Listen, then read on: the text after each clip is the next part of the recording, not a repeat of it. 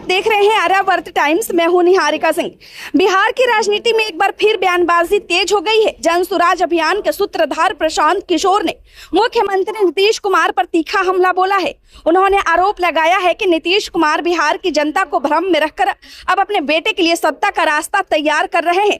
प्रशांत किशोर ने यह बयान सासाराम में दिया, जहां वे अपने समर्थकों और पार्टी कार्यकर्ताओं के साथ एक समीक्षात्मक बैठक करने पहुंचे थे।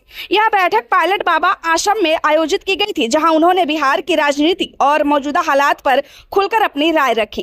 प्रशांत किशोर ने कहा कि बिहार की जनता को पिछले चुनाव में एक तरह से गुमराह किया गया। चुनाव के समय एनडीए ने नीतीश कुमार को मुख्यमंत्री का चेहरा बनाकर जनता से वोट मांगा था। लोगों को यह भरोसा दिलाया गया कि अगर एनडीए सत्ता में आएगी तो नीतीश कुमार ही मुख्यमंत्री रहेंगे।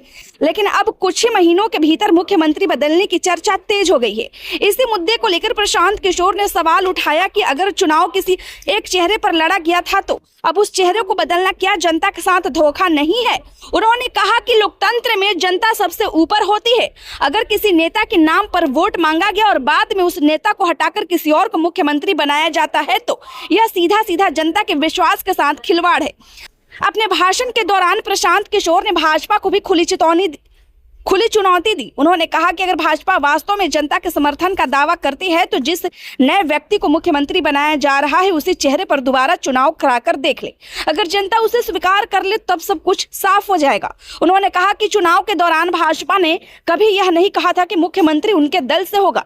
उस समय पूरी चुनावी रणनीति नीतीश कुमार के नाम पर ही बनाई गई थी।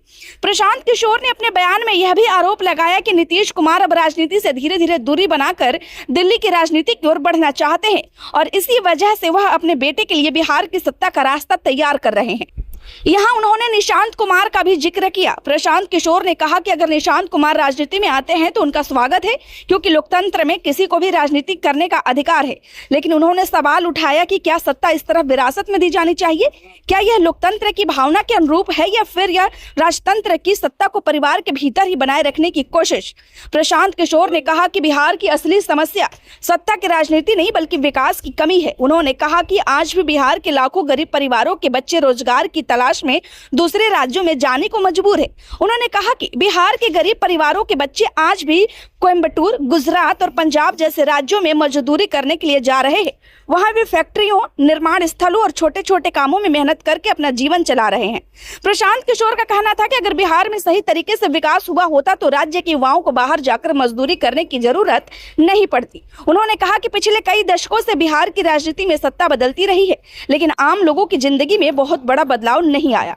गरीबी, बेरोजगारी और पलायन आज भी बिहार की सबसे बड़ी समस्याओं में शामिल है। अब देखना दिलचस्प होगा कि प्रशांत किशोर के इन आरोपों पर नीतीश कुमार या एनडीए की ओर से क्या प्रतिक्रिया आती है। फिलहाल इतना तय है कि बिहार की राजनीति आने वाले दिनों में और ज्यादा गर्म होने वाली है। वैसे आपकी क्या राय है, हमें कमेंट में जरूर बताएं। खबर अच्छी लगी हो तो लाइक करें। कृपया चैनल को सब्सक्राइब करना ना भूलें। धन्यवाद।